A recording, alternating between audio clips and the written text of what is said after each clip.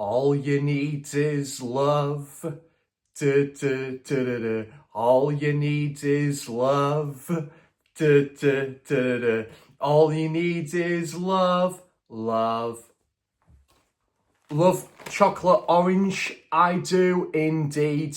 And that's love all is all you need.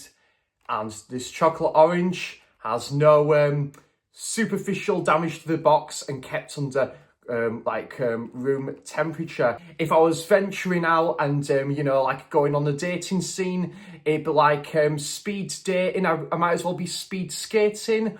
Or if I was to take my dates to see the Spice Girls, why not go to the Spice Museum? Or just to go to a cracking owl sanctuary. There we go, guys.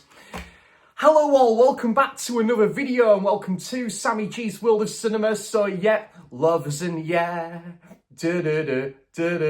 love is in the air with this video today. So yeah, that's exactly what is happening today on the channel, guys. I'm gonna go through 10 films that I would probably choose to watch on Valentine's Day, or just some Valentine's Day recommendations of films to watch on Valentine's Day.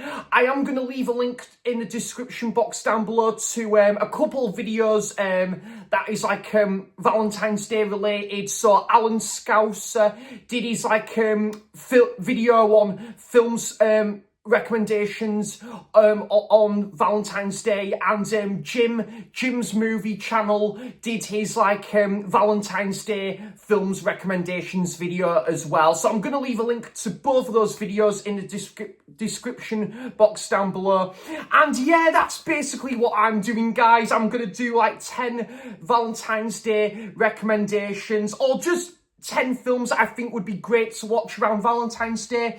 I'm not saying all of these films I would watch all in one day, that would just be ridiculous if I was to watch all of these films in one day. But saying that, I'd say 10 recommendations, but there's actually a trilogy here that I've classed as one piece. So the first one I've gone for, well, I couldn't have done this video without mentioning a Hugh Grant rom-com from the 90s, and that is Notting Hill. Yeah, I absolutely love this film, guys. I've watched it a few times.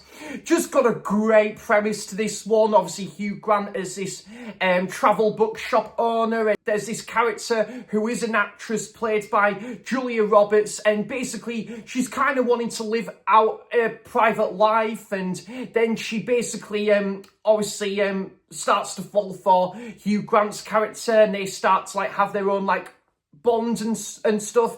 And yeah, it's just such a sweet story. I love this movie so much. And yeah, this is just what is the director called?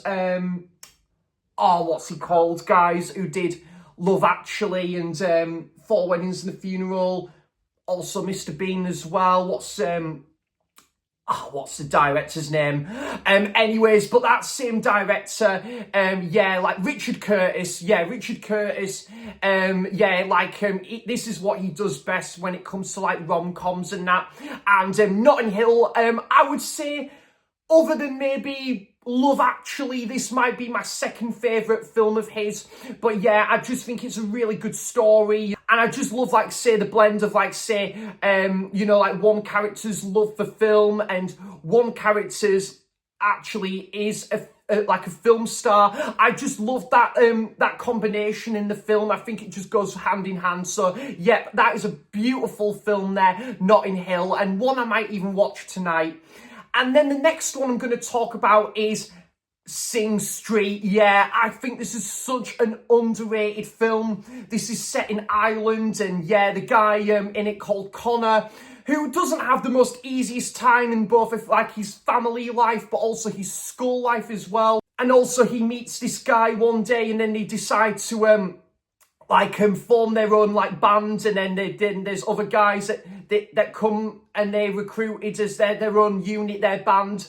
But Connor does write some of these songs inspired by kind of like his love interest for this girl in it. And basically, yeah, he's madly in love with this girl, but this girl, Annette, I think she's called, she's yeah, like with this other guy.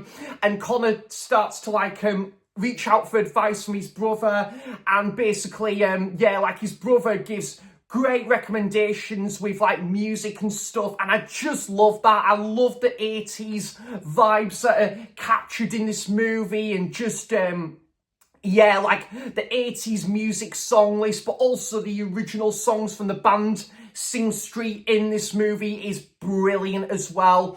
Yeah, just a fantastic little film, this, guys, with a lot of charm to it. And actually, it's one of these films I would have liked to seen a sequel for, but as a standalone movie, it still works. So that is Sing Street. And then I've gone for a bit more of a newer film. I've decided to go for Rye Lane, that has come onto Disney Plus a couple of years ago. I really enjoyed this film, guys. Again, one of these that you could just throw on. It's only clocks in for about under 80 minutes, and it's a really good movie, this one. Like two people, there's yeah, like a guy and a girl who are each in their own relationships, but not having great relationships. So that kind of brings them together, and they just go along the streets of London. Like in one day, it takes place in one day as well, I think.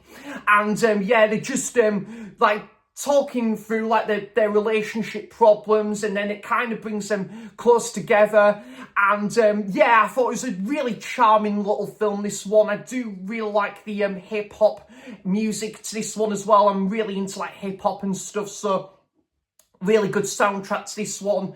And yeah, I just think the main couple in this, really good chemistry.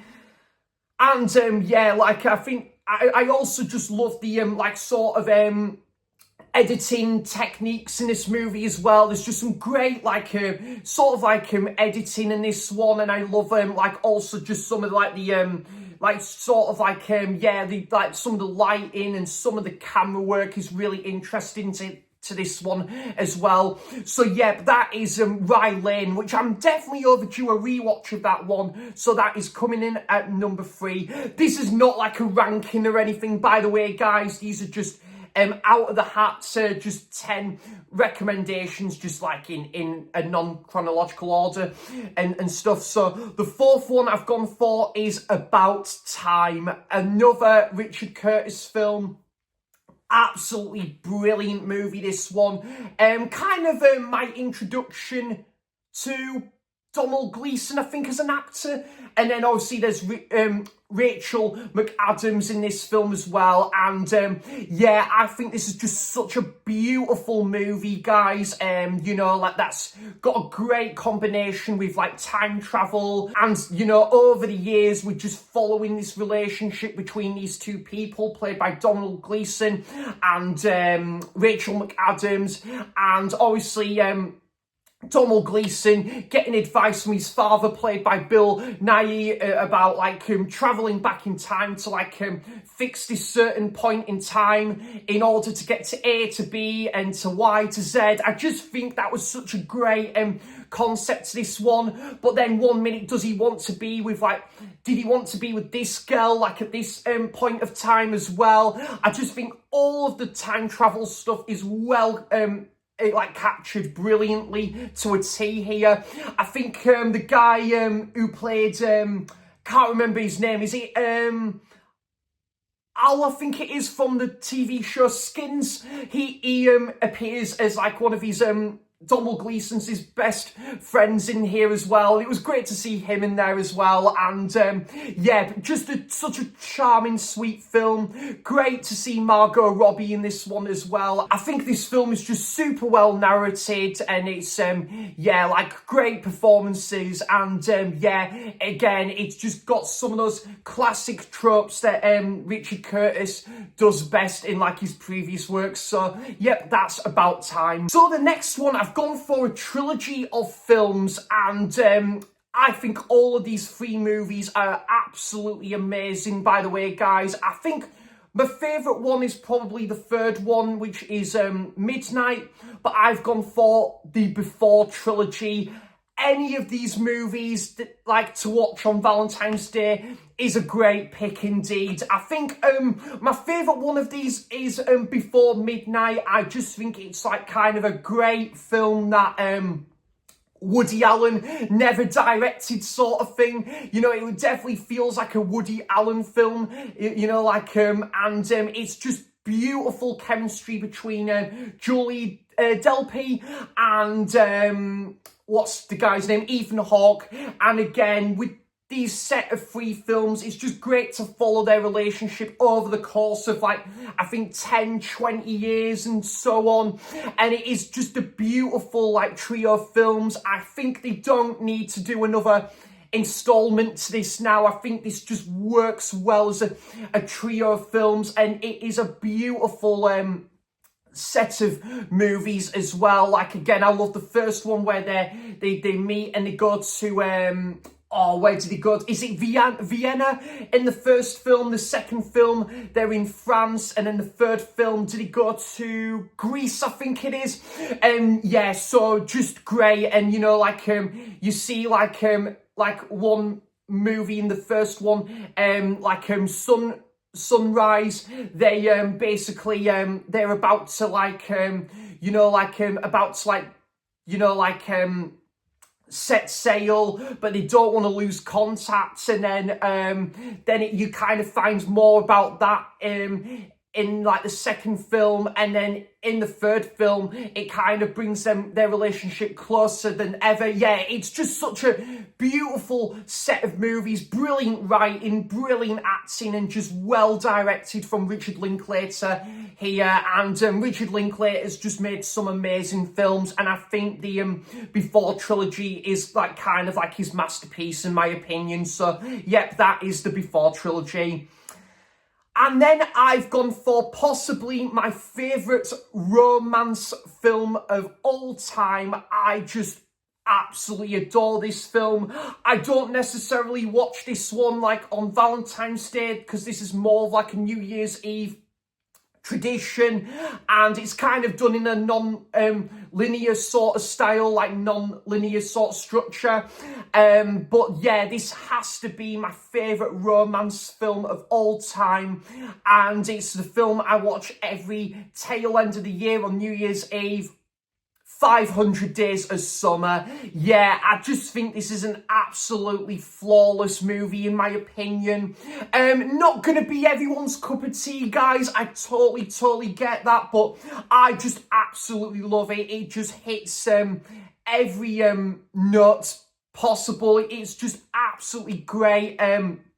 Like, I just love, again, we're just focusing on how, like, Zoe Deschanel as Summer and Tom, played by Joseph Gordon-Levitt, how they met at work, and then they kind of start to, like, hang out as friends, but then they kind of feel they're a bit more closer to each other.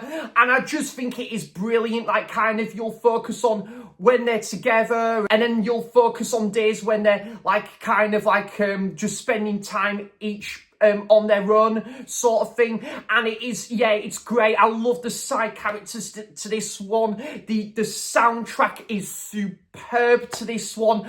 I absolutely adore the soundtrack, and yeah, I just think, again, it's kind of like the best film that Woody Allen never directed sort of thing. It is that sort of movie. And for myself, a beautiful movie to end every year on. It is just absolutely fantastic. And just, yeah, there's some great messages in this one as well. So, yeah, and a great nod to, like, the Graduate as well. The Graduate, I forgot to include that in this video, actually, but I'll give that a bit of an honourable mention there anyway.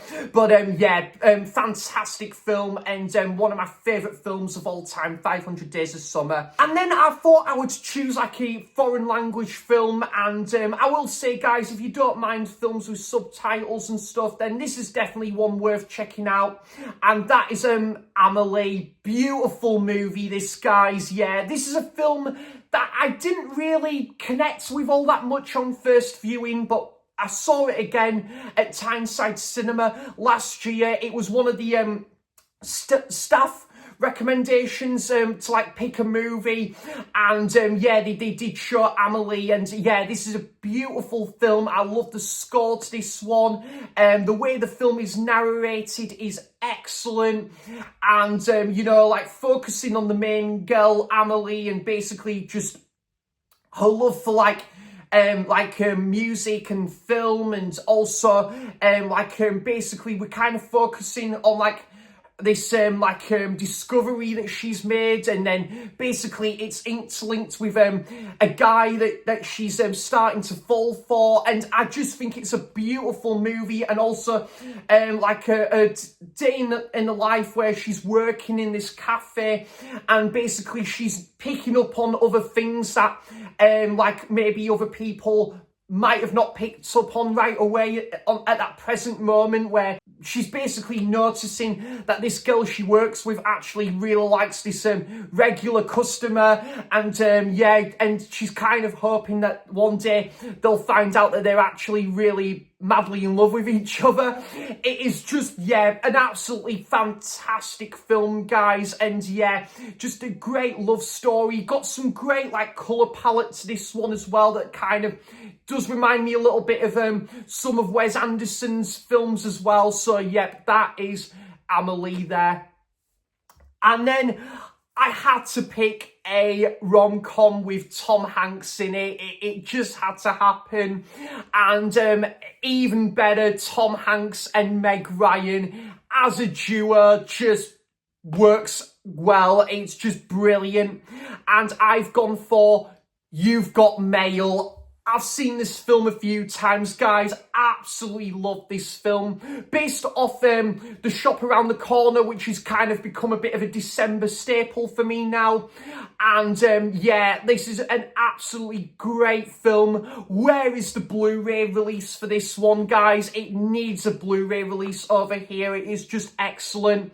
Yeah, I just think this is a fantastic little film, this, with a lot of charm to it, and you know, there's one guy who is working at like this bookshop, and I think that basically I think it's, yeah, these two bookshop owners, and they're kind of rivaling off each other, like in regards to separate businesses and stuff. Tom Hanks and Meg Ryan's characters are kind of just don't get on when they meet face to face and stuff. But Tom Hanks's characters just met someone online through email, and Meg Ryan has done the same, where she's starting to contact someone via email, and little do they know that it's actually each other that they're actually contacting via email, and they're having a bit of online conversations and stuff, back and forth conversations. And yeah, I just think that it's got a lot of great comical facts to this one as well. Some great side characters, which I find in a lot of these rom-coms, you get some really cool side characters. You just don't get many rom-coms like this nowadays, as much as you used to. I think the 90s, 80s, 2000s were kind of rom-coms at the peak, really, and this being one of them. And yeah, absolutely love the ending to this one as well, guys. The ending is just, it's kind of just a real, you know, happy-go-Larry ending that you just absolutely love. You thinking, yes, this is how I wanted this film to end. So brilliant, brilliant movie. That is You've Got Mail. And then the second to last one now, and I thought I would go for another rom-com, and a rom-com with a twist, because it's kind of romance meets zombies. What could it be? Of course, Shaun of the Dead. Yeah, this is was kind of ahead of its time, really. There wasn't many films where they had rom-coms or romance films with you know, putting the zombie subgenre into the blender with this, and yeah, this is just the definitive like zombie comedy movie. Just absolutely great film, this one from Edgar Wright. A lot of people do say this is Edgar Wright's masterpiece, and I can totally see why. This is not my favorite Edgar Wright movie, but I still do absolutely love this movie. It's just great. You know, like, again, Simon Pegg, you know, as Sean, who kind of just works at like this, like, I think it's like this hardware store, this store that like kind of is like this tech store, I think. And then basically, you know, like Liz, who just basically like Sean just continues to like fail in regards to like the relationship, and he just makes some sort of like naff decisions between like sort of like his time with his friend Ed, played by what is his name, Nick Frost, and or basically, you know, like hanging out with like his girlfriend Liz. And yeah, it's kind of that really, and there's just so many iconic moments to this one. There's a girl in the garden, and like White Lies, obviously, with the drunken zombie, and then obviously then the classic soundtrack vinyl sequence where obviously there's Batman and Dire Straits and the Stone Roses with the records in the box. Yeah, just great stuff. And obviously going to the Winchester, the plan sequence. There's just so many fun-loving sequences to this one. Some great quotes in there, like how does that sound for a slice of fried gold? And I'm sorry, Sean. No, I'm really sorry, Sean. Yeah, there's just some. And wait, and we'll go for a pint and wait for this to all blow over. Just some great, fun-loving quotes in there as well. So, yeah, that is Shaun of the Dead. And, yeah, definitely well overdue a rewatch for that one.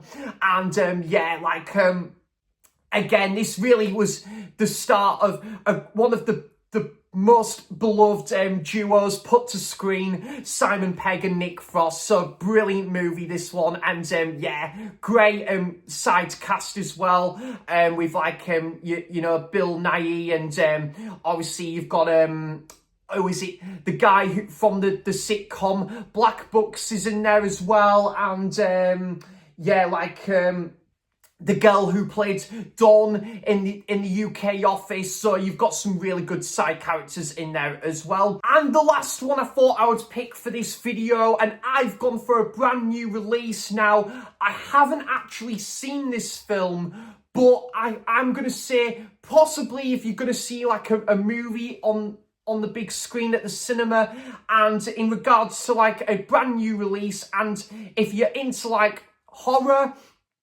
and you know, like you're looking for a film that takes place around Valentine's Day, I think this is the one that's kind of like a Valentine's Day sort of like related like new release at the minute, and that is Heart Eyes. Yeah, this is another like Valentine's Day like slasher film. Now, I haven't actually seen what is it, My Bloody Valentine, and there's another like slasher film that I never got round to seeing, which is Valentine. So yeah, both of those films, My Bloody Valentine and Valentine, which are like slasher movies that take place at Valentine's Day, but the one that's just come out today, I believe, is Heart Eyes. I do plan on seeing this regardless of not going to see it today, but yeah, this is the one that's just come out today, especially for Valentine's Day. And yeah, it did look pretty good from the trailer as well, like, you know, this slasher villain, and it takes place on like Valentine's Day, and you know, like I saw that there's this couple